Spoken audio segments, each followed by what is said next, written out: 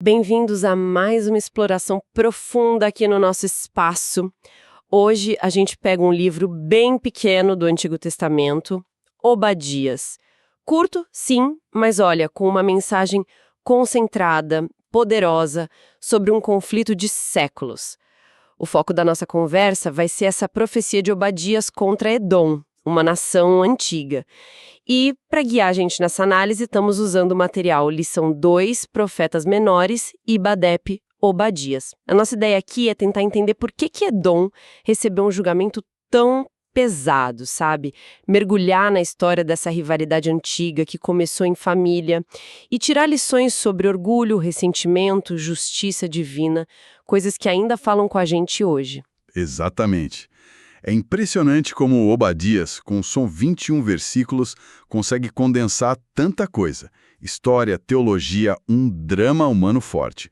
Mostra bem que tamanho não quer dizer nada quando o assunto é impacto, né? Ok, então vamos começar a abrir isso. Para início de conversa, quem foi Obadias? Esse material que a gente tem, ele dá alguma pista sobre o homem por trás dessa mensagem tão direta? Olha, o nome Obadias já é bem significativo. Servo de Jeová ou servo do Senhor. Era um nome até comum na época. Mas o interessante, e o material ressalta isso, é que não temos quase nenhum detalhe da vida dele. Nada de genealogia, profissão, família. Parece que foi de propósito, sabe? Para colocar todo o foco na mensagem de Deus e não em quem estava entregando. Interessante isso. Ele seria um servo nesse sentido mais puro, um canal para a palavra divina. Existem outros Obadias na Bíblia, claro, como aquele administrador do palácio de Acabe em Reis. Mas, assim, não tem como confirmar que é o mesmo. O que a gente pode deduzir pelo texto é que ele provavelmente estava em Jerusalém, talvez vendo de perto a agressão contra Judá que ele descreve. Essa ideia da mensagem ser mais importante que o mensageiro é forte, né? Principalmente num livro tão focado. E a data? Como a gente situa essa profecia no tempo, já que não fala de reis específicos? O nosso material ajuda nisso? Ajuda sim, mas é um desafio, como sempre com profecias assim. A pista principal, segundo o documento, está na descrição que o próprio Obadias faz. Ele fala dos edomitas não só vendo, mas se alegrando e até participando de uma invasão, de um saque a Jerusalém. Isso está bem detalhado ali nos versículos 11 a 14. Ah, tá. A ação dos edomitas é a chave para a data. Exato. O material levanta algumas possibilidades históricas. Jerusalém foi invadida várias vezes, né? Egípcios, filisteus com árabes, o reino de Israel, assírios e, claro, os babilônios no final.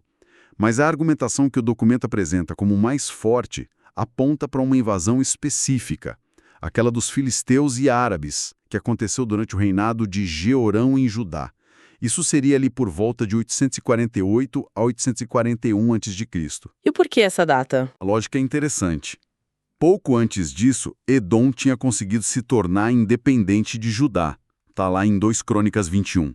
Então imagina, o ressentimento devia estar fresco, né? Um motivo a mais para eles ficarem felizes com a desgraça de Judá. E outro ponto, Obadias fala do saque de estrangeiros entrando na cidade, mas ele não menciona, por exemplo, a destruição total do templo ou uma deportação em massa, que foram características da invasão da Babilônia, bem depois. Isso reforça a ideia de um evento anterior, como essa invasão por volta de 845 a.C. Aí a data da escrita de Obadias ficaria próxima disso, talvez uns 840 a.C. Entendi. Isso nos coloca num momento bem tenso entre Judá e Edom. Mas essa briga toda, ela vem de muito antes, certo? Qual a raiz desse conflito que o livro aborda? Sim, as raízes são literalmente familiares e muito antigas. O documento nos leva lá para Gênesis, para a história dos irmãos gêmeos, Jacó e Esaú. Jacó é o pai de Israel e Esaú, o pai de Edom. A tensão começa ali mesmo. A história do prato de lentilhas. Essa mesma. A venda do direito de primogenitura, a bênção do pai que Jacó consegue. Esaú, de certa forma, desprezou a herança dele por uma coisa imediata. E essa rivalidade pessoal acabou virando uma inimizade entre as nações descendentes deles. Um episódio que o material cita como marcante foi quando Edom não deixou os israelitas passarem por suas terras, na volta do Egito, lá em Números 20. E essa hostilidade, como o documento frisa, se arrastou, olha, por quase 1000 anos, de Moisés até Malaquias. 1000 anos é muito tempo. E o mais irônico é que Deus tinha dito para Israel não odiar Edom, não se vingar, porque eram irmãos, está lá em Deuteronômio. Mas, o ressentimento falou mais alto dos dois lados e alimentou esse ciclo sem fim de conflitos. Puxa vida! E é aqui que o negócio fica intenso mesmo. O que Obadias acusa Edom de ter feito especificamente nessa invasão lá por 845 a.C.? Quais foram as ações que, segundo o profeta, selaram o destino deles? Obadias é bem específico, não alivia. A acusação principal é a violência feita ao teu irmão Jacó, no versículo 10. E isso se manifestou de várias formas que ele condena. Edom não ficou neutro, não. Ele se colocou do lado oposto, verso 11. Ficou olhando e se alegrando com a desgraça de Judá, verso 12. Só olhar já seria ruim, mas teve mais, né? Muito mais. Pior ainda, eles participaram do saque. O texto diz que lançaram sorte sobre Jerusalém, como se fossem um dos invasores, dividindo o que foi roubado, V11. E o ponto mais cruel, talvez, Edom bloqueou a fuga dos judeus que tentavam escapar, entregando os sobreviventes para os inimigos, V14. Foi uma traição terrível no momento de maior fraqueza do irmão. Nossa, que quadro sombrio. Entregar os que fugiam? Peste de Judá. A capital, Sela, que depois ficou conhecida como Petra, era famosa pela localização estratégica, no meio de desfiladeiros rochosos, nas fendas das rochas, como diz o versículo 3. Isso dava para eles uma sensação de segurança, de invulnerabilidade, sabe? E juntando isso com a fama que tinham de ser um povo sábio e forte militarmente, parece que nasceu um orgulho imenso, uma arrogância que levou eles a desprezar Judá e a se achar acima de qualquer julgamento. Essa confiança na própria força e no lugar onde moravam, esse orgulho todo, é apontado como a raiz do problema, quase um eco daquele desprezo inicial de Esaú pela primogenitura. Um orgulho baseado na geografia que leva à crueldade contra o irmão em desgraça. Que combinação, hein? E como o livro organiza essa mensagem de juízo? Quais são os grandes temas que aparecem na estrutura de Obadias? O documento divide o livro de um jeito bem claro, em duas partes. A primeira, que vai do versículo 1 ao 14, é o ataque direto a Edom. Deus, falando por Obadias, expõe o orgulho deles. A soberba do teu coração te enganou, diz o verso 3. E detalha a crueldade contra Judá. O tom é de condenação final. E aqui tem um ponto crucial que o material destaca. Não tem chamado ao arrependimento para Edom. Nenhuma oferta de misericórdia. A sentença é taxativa. Serás exterminado para sempre. Verso 10. O profeta até anuncia que os próprios aliados de Edom iriam traí-los e que a famosa sabedoria e força deles iam falhar. Verso 7 ao 9. Sem chance de arrependimento, isso é forte. E a segunda parte? A segunda parte, dos versículos 15 a 21, muda um pouco o foco, amplia a visão. É quando entra em cena o dia do Senhor. Esse dia vai trazer julgamento não só para Edom, mas para todas as nações que foram hostis a Deus. E aí vem o grande contraste, a virada. Enquanto Edom e as outras nações enfrentam a destruição, o Monte Sião, que representa o povo de Deus, Judá, Israel, vai ter livramento, santidade, vai triunfar. A profecia diz até que Israel vai possuir a terra de Edom, V19. E tudo termina com aquela declaração: o reino será do Senhor, V21. É inversão total. O orgulhoso cai, o humilhado é exaltado. O dia do Senhor, esse termo é importante, né? Importantíssimo. O material chama a atenção para como Obadias usa a palavra dia. Ele fala de 3 dias diferentes. O dia da destruição futura de Edom, verso 8. O dia da calamidade de Judá, quando Edom agiu mal, versos 11 e 14. E o dia do Senhor, verso 15, que aponta para um juízo final, escatológico, universal. Esse dia do Senhor aparece muito nos profetas, sempre indicando uma intervenção decisiva de Deus na história para julgar o mal e estabelecer o seu reino. E aqueles salvadores mencionados no finalzinho, no verso 21. Ah, sim. Os salvadores que sobem ao Monte Sião para julgar a montanha de Esaú. A interpretação que o material traz é que eles podem ser uma referência a líderes históricos, como Zorobabel ou os Macabeus, que trouxeram algum tipo de libertação para Israel. Mas, principalmente, eles são vistos como tipos, com figuras que apontam para o Messias, o Salvador final que vai estabelecer o domínio total de Deus. Essa falta de um chamado ao arrependimento para Edom é realmente marcante. Mostra o quão grave era a situação, na visão do profeta. E o material que estamos usando traça um longo histórico dessa relação complicada. Você podia dar para a gente alguns marcos dessa história para a gente entender melhor o contexto geral? Com certeza. Ver essa linha do tempo ajuda a sentir o peso dessa rivalidade de 1000 anos. O documento faz um resumo ótimo. Começa lá atrás, 1406 a.C., com Edom negando passagem a Israel. Depois tem um período em que Edom fica submisso, quando Davi conquista eles, por volta de 992 a.C. Mais tarde, a gente vê Edom atacando Judá, isso por volta de 860 a.C., se revoltando contra Judá, 847 a.C., e aí vem o episódio que provavelmente foi o estopim para Obadias, o saque a Judá junto com os filisteus em 845 a.C. E depois disso, a hostilidade continuou. Sim, com altos e baixos. Amazias, rei de Judá, contra-ataca Edom lá por 785 a.C. E tem um momento muito amargo, que o Salmo 137 lembra, que foi em 586 a.C., na queda de Jerusalém para a Babilônia. Edom não só se alegrou, mas parece que ajudou na destruição, gritando arrasem, arrasem até os alicerces.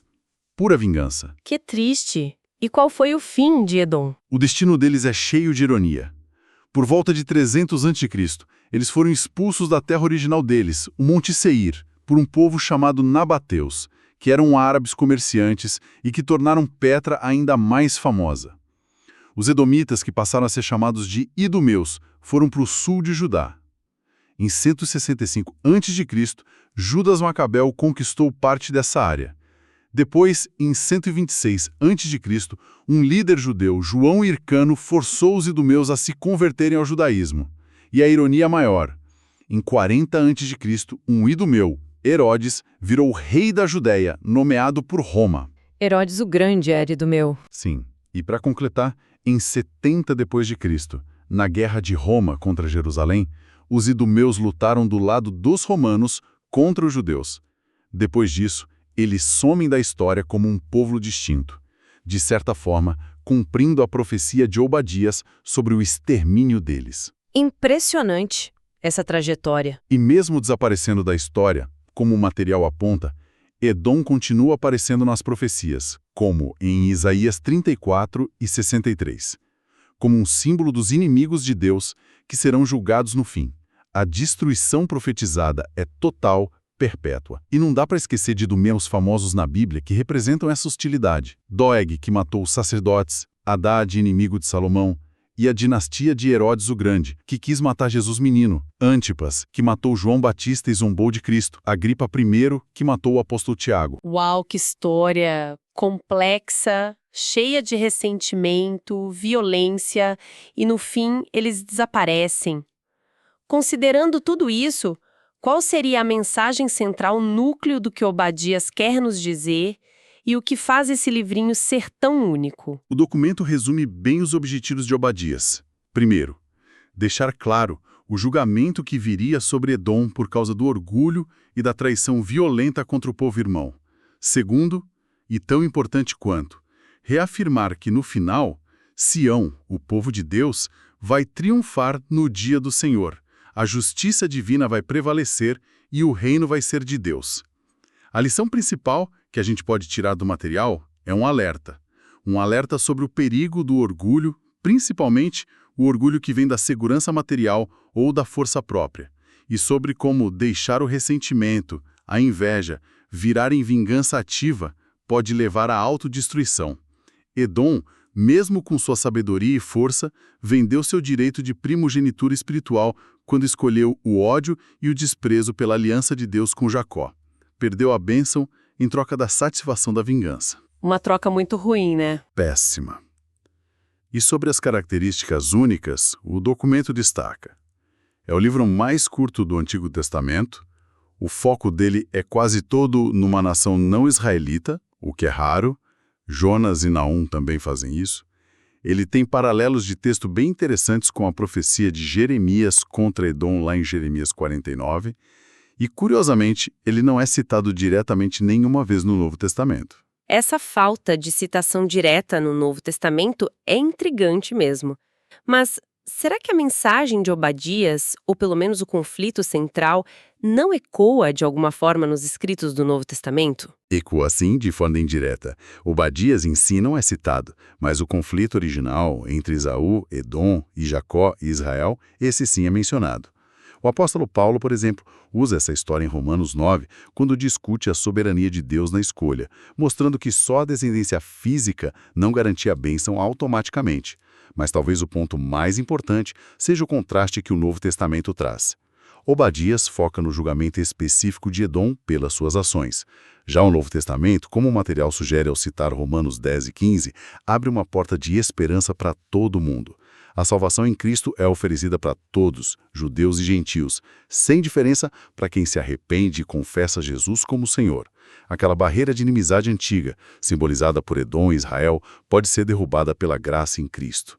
A vingança e juízo final ficam com Deus, mas a oferta de reconciliação é para todos. Então, para a gente ir fechando, recapitulando a nossa análise, vimos como Obadias, mesmo sendo tão curto, entrega uma mensagem incrivelmente forte e focada. Um julgamento duro contra o orgulho e a violência de Edom, que tinha raízes numa história milenar de rivalidade entre irmãos. A gente explorou essa história e viu como a profecia não só condena Edom, mas afirma a justiça final de Deus e o triunfo do seu reino, invertendo as expectativas humanas sobre força e segurança. E fica essa ironia forte que o material nos lembra. Edom, o povo que morava nas fendas das rochas, que se sentia intocável na sua fortaleza e no seu orgulho, teve sua destruição completa profetizada e, na história, desapareceu. Enquanto isso, o Monte Sião, símbolo do povo de Deus, que parecia vulnerável, alvo de desprezo, é quem está destinado ao triunfo eterno no reino do Senhor. A segurança verdadeira não estava na geografia ou na força militar, mas na aliança com Deus. Isso nos deixa com uma pergunta para pensar.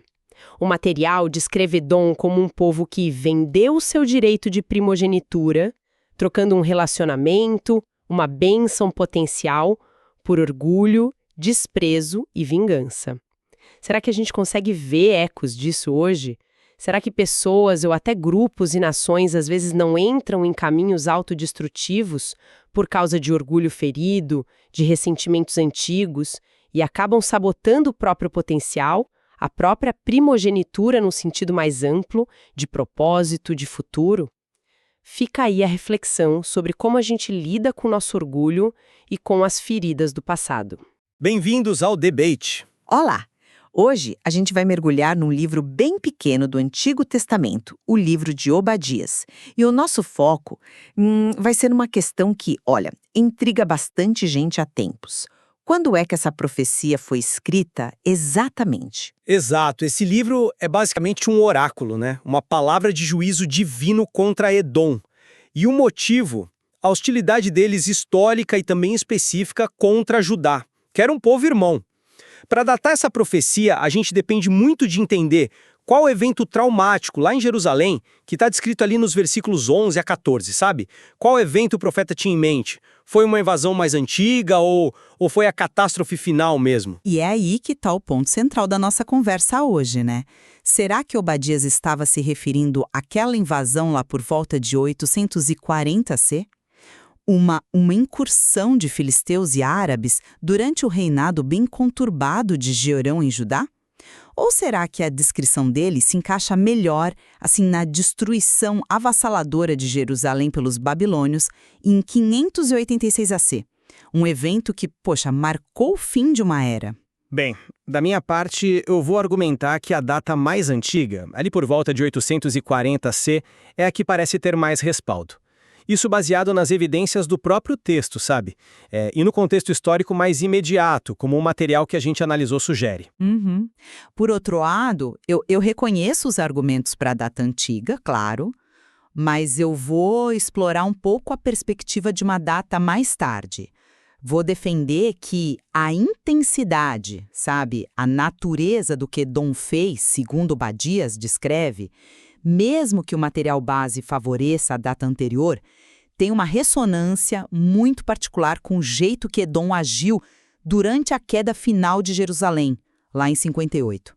É uma interpretação que também tem um peso histórico e textual considerável, né? Olha, a minha convicção por essa data de aproximadamente 840 a.C., ela se baseia em alguns pontos-chave, textuais e históricos.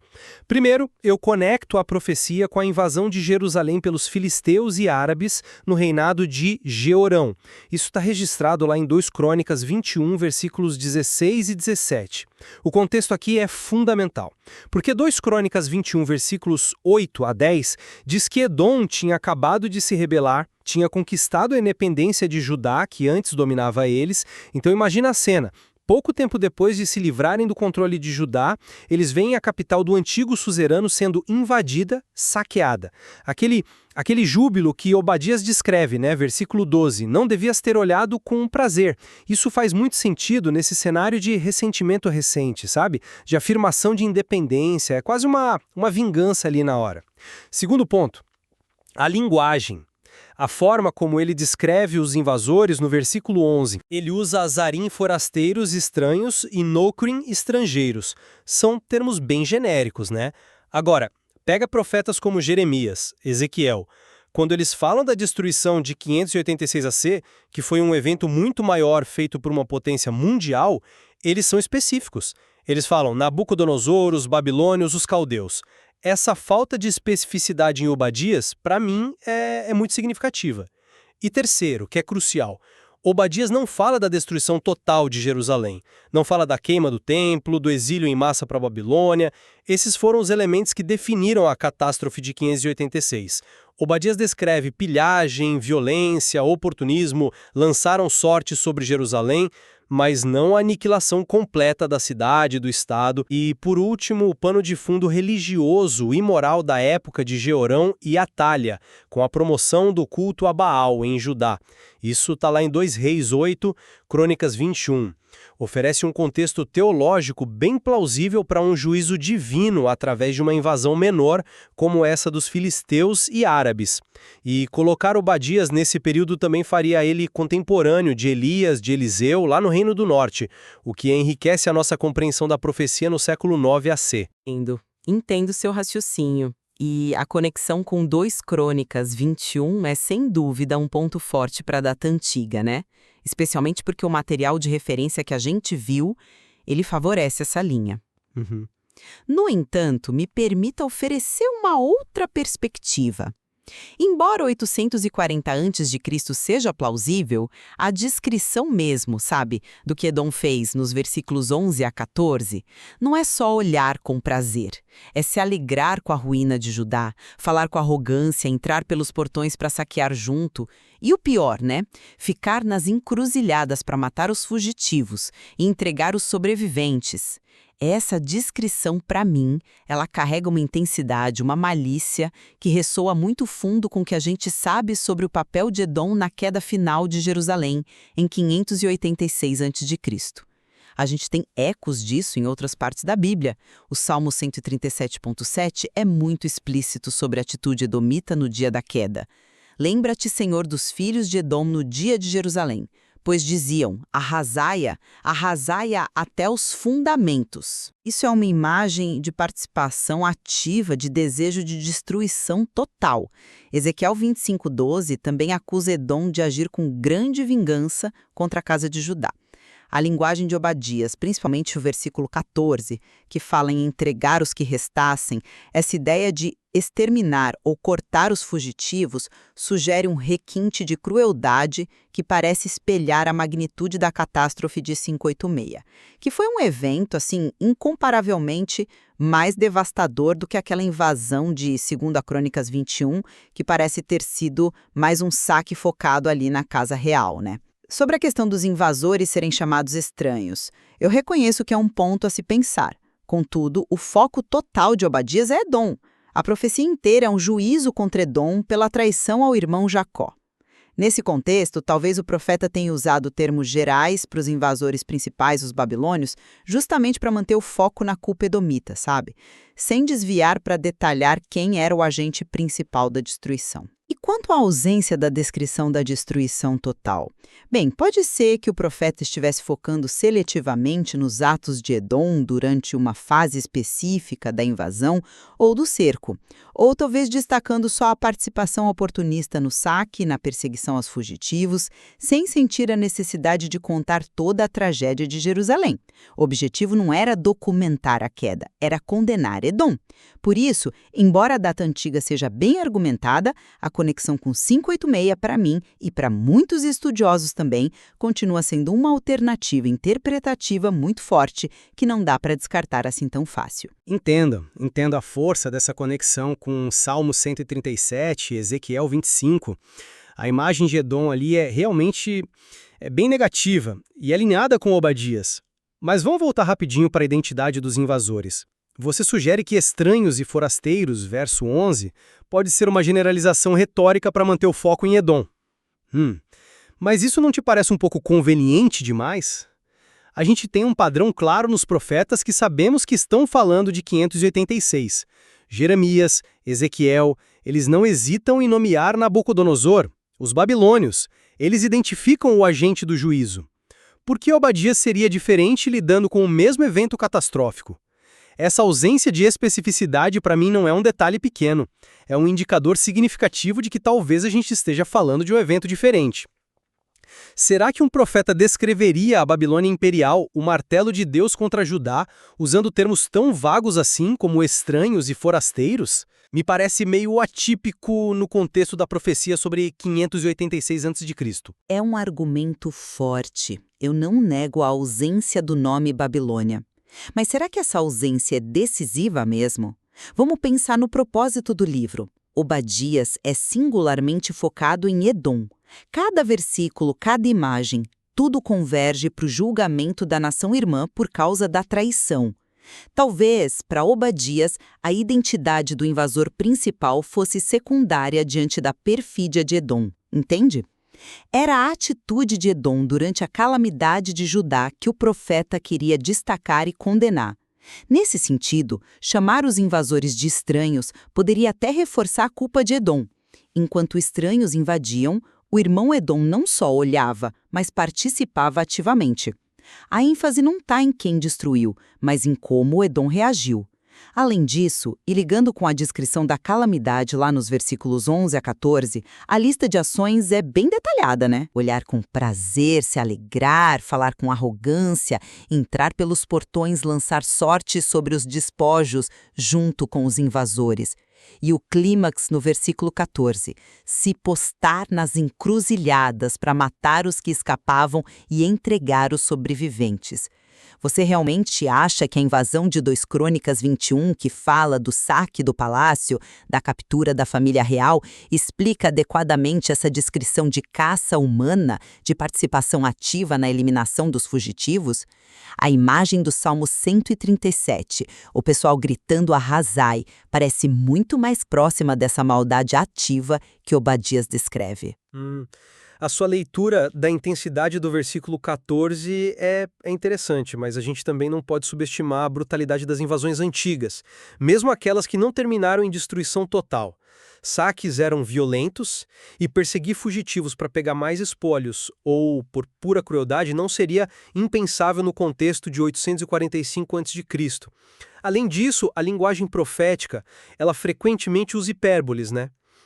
para enfatizar a gravidade do pecado, do juízo. A ideia de matar os que escapassem pode ser uma forma forte de descrever completa falta de compaixão.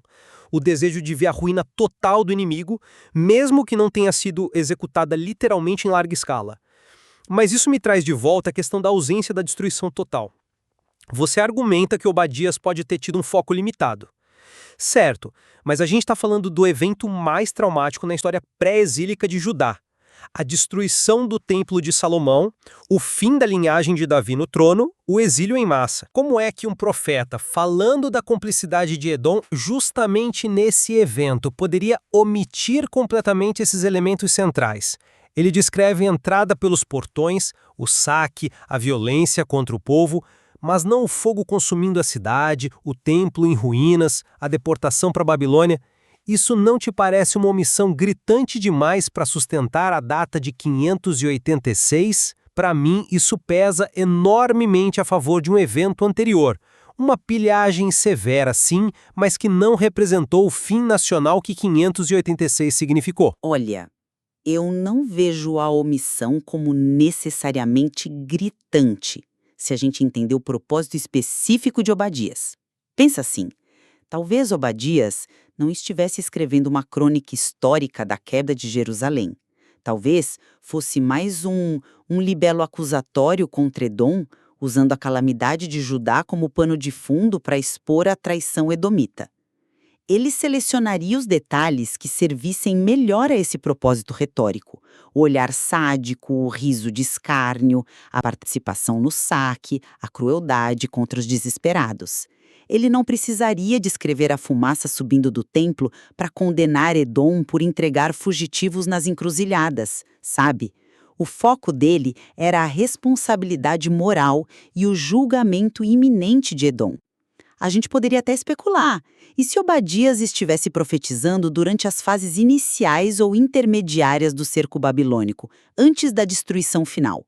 Ou talvez logo depois do saque inicial, mas antes da deportação em massa? Nesses cenários, o foco nos atos de Edom durante a invasão e pilhagem faria sentido, sem precisar mencionar a destruição final que ainda não tinha acontecido, ou não era o foco imediato. Além disso, voltando ao contexto histórico, você mencionou a revolta recente de Edom, lá em 2 Crônicas 21, como um gatilho específico para 845 a.C. É um ponto válido, a proximidade temporal é sugestiva. Contudo, a gente não pode ignorar a profundidade da animosidade entre Jacó e Esaú, Israel e Edom. Essa rivalidade era antiga, né? Remontando, segundo a tradição, aos próprios patriarcas, passando pela recusa de passagem no deserto em Números 20 e pelos conflitos constantes durante a monarquia.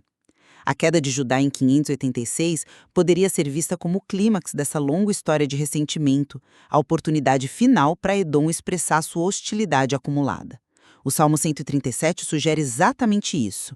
Uma explosão de ódio vingativo no momento de maior fraqueza de Judá. Portanto, enquanto 845 oferece um contexto imediato, 586 oferece um contexto de culminação histórica. Ambas as motivações são psicologicamente plausíveis para as ações que Obadias descreve. É verdade, a animosidade era antiga, profunda, ninguém nega isso. Mas a história é feita de eventos específicos, de contextos imediatos, né? A ligação causal entre a revolta edomita, a conquista da liberdade e a invasão que veio logo depois em Jerusalém, em 845 a.C., me parece fornecer uma explicação muito mais direta, mais concreta, para a atitude que Obadias descreve. A oportunidade de tripudiar sobre o antigo opressor logo depois de se libertar dele. É um cenário psicologicamente muito verossímil e que se encaixa perfeitamente nos versículos 11 a 14. Por que procurar uma explicação num evento 250 anos depois, quando a gente tem uma causa tão clara e próxima do tempo? A data de 586, embora se encaixe na narrativa maior da rivalidade, me parece que exige mais suposições, a generalização dos invasores, o foco seletivo do profeta omitindo a destruição total, enquanto a data de 840 parece fluir mais naturalmente do contexto de 2 Crônicas 21 e da linguagem usada pelo próprio Obadias. Mas essa explicação direta de 840 a.C. realmente cobre a intensidade toda que a gente discutiu. O tal requinte de crueldade, a ideia de exterminar ou cortar os fugitivos no versículo 14, isso parece ir além do mero tripudiar sobre um antigo suzerano. Sugere uma participação ativa, maliciosa mesmo, na desgraça alheia. Algo que se alinha perfeitamente com a imagem de Edom, ajudando ativamente na destruição final em 586, como está retratado lá no Salmo 137. A questão crucial continua sendo: a descrição de Obadias reflete melhor a pilhagem oportunista depois de uma revolta bem-sucedida ou a participação vingativa na aniquilação nacional do irmão rival? A data de 840 AC explica bem o oportunismo. Mas talvez a data de 586 explique melhor a profundidade da malícia descrita. Ambas as leituras continuam a ter seus méritos textuais históricos e é por isso que o debate continua, né? Não é uma questão simples de encaixar a profecia num único evento sem deixar umas pontas soltas. Bem, ao final desta nossa análise, eu mantenho a minha posição de que a data em torno de 840 a.C. oferece o quadro mais coerente. A forma como os invasores são descritos, estranhos, forasteiros, a ausência marcante de referências à destruição completa de Jerusalém e do Templo ou ao exílio babilônico, e principalmente o contexto histórico imediato da recém-conquistada independência edomita, que torna o comportamento deles compreensível naquele momento específico de 2 Crônicas 21. Tudo isso, para mim, aponta mais fortemente para essa datação anterior, como o material de referência também sugere como mais provável. E eu reafirmo que, embora a argumentação para 840 a.C. seja robusta, bem fundamentada no material que a gente analisou, não podemos subestimar a força da descrição de Obadias. A intensidade da crueldade edomita, especialmente ali no versículo 14, e as fortes ressonâncias com outras passagens bíblicas como o Salmo 137 e Ezequiel 25, que ligam Edom sem dúvida à queda final de Judá em 586 a.C., mantém a data posterior como uma possibilidade interpretativa muito significativa. É uma tensão que, de fato, permanece no texto e na história da sua interpretação, e que merece continuar sendo considerada com seriedade. Sem dúvida. Fica bem claro que a datação precisa de Obadias é um daqueles pontos em que a erudição bíblica encontra um desafio persistente, né? Com argumentos consistentes dos dois lados. Mas é justamente essa exploração das diferentes possibilidades que enriquece a nossa compreensão, não só do livro em si, mas também das relações complexas e, muitas vezes, trágicas entre Judá e Edom ao longo da história. Concordo plenamente. Investigar essas nuances, pesar as evidências textuais históricas, nos permite apreciar mais profundamente a mensagem profética de Obadias sobre justiça divina, orgulho nacional e as consequências da hostilidade entre irmãos. Mostra como até o menor dos livros proféticos pode conter camadas de significado e desafios interpretativos que continuam a nos engajar e a nos ensinar. Realmente, há muito o que ponderar nesse livro tão pequeno, mas tão poderoso.